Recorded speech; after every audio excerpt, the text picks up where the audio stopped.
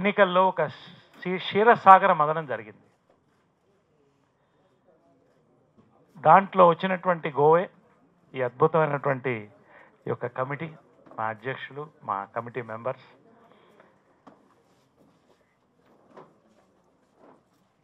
ఒక మార్పు, ఒక కొత్తదనం, ఒక సేవా దృక్పథంతో ఒక ముందుకి నడిచేటువంటి ఒక దశ కల్పించడానికి అందరం ఒకటై మా సభ్యులకి మరింత దగ్గర కావాలి అనేటువంటి ఉద్దేశంతో ఈ కమిటీ ప్రారంభించడం జరిగింది. మీ అందరికీ తెలిసిందే. జనరల్ బాడీ ఫస్ట్ మీటింగ్ జరిగినప్పుడు 700 పైచులకు సభ్యులు ఒకటే కోరారు. దాదాపు 300 నుంచి 400 మంది ఆర్థికంగా చితికిన వెనుకబడ్డ కళాకారులు ఉన్నారు. వీళ్ళ పరిస్థితి ఏంటి, వీళ్ళ వెల్ఫేర్ ఏంటనేది ప్రధానమైనటువంటి సమస్యగా ఈ యొక్క కమిటీ ముందు నిలవడం జరిగింది. వాస్తవం, చిరంజీవి గారి అధ్యక్షత నుంచి ప్రతి ఒక్కరు కూడా, నాగార్జున గారి, మోహన్ బాబు గారు కానీ, మురళీమోహన్ గారు కానీ, వారు వంతు నాగబాబు గారు కానీ, వారు వంతు వారు నిస్వార్థంగా ఈ యొక్క మాని ఒక ప్రతిష్టాత్మకంగా ఒక ధర్మపీఠంగా జరపడం జరుగుతుంది.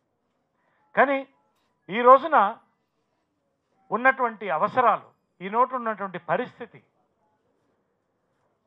ఒక నివురు కప్పిన లిప్పులాగా మన మధ్యనే ఉంటుంది.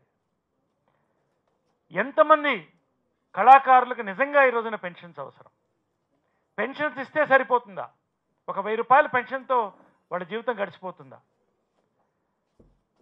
వాళ్ళ యొక్క అవకాశాలు ఏంటి, వాళ్ళ యొక్క స్థితిగతులు ఏంటి, ఇవన్నీ కూడా మనసును తొలుస్తూనే ఉంది.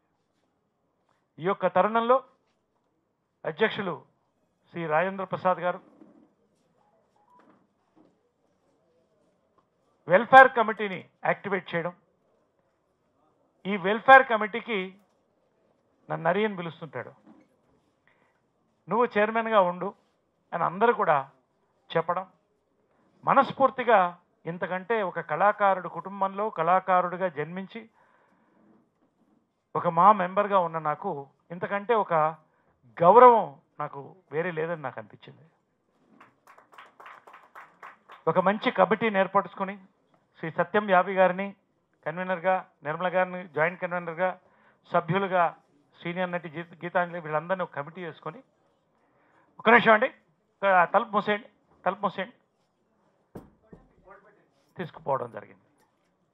ప్రధానంగా ఈ వెల్ఫేర్ కమిటీ ఫామ్ చేసిన తర్వాత ఇది ఒక కీలకమైన కమిటీ. దీంట్లో ఉన్నటువంటి లోతుపాట్లు కూలంకుషంగా మేము చర్చించిన తర్వాత మాకు అర్థమైంది ఏంటంటే, ఖచ్చితంగా 300 నుంచి 400 మంది మా మెంబర్లకి ఈ రోజున ఏదో రూపేణ సహాయం, సహకారం, సపోర్ట్ అవసరం. కానీ ఎవరు వీళ్ళు? ఎవరికి నిజంగా ఏ కేటగిరీలో పెట్టాలి, ఎవరిని బి కేటగిరీలో పెట్టాలి, ఎవరికి ఏం చేయాలనేది ఒక ప్రశ్నగా మిగిలింది. ఆ యొక్క సందర్భంలో నేను మా రాజేంద్ర ప్రసాద్కి, మా యొక్క శివాజీ రాజాకి, మా అధ్యక్షులు ప్రధాన కార్యదర్శి ఒక సూచన ఇవ్వడం జరిగింది.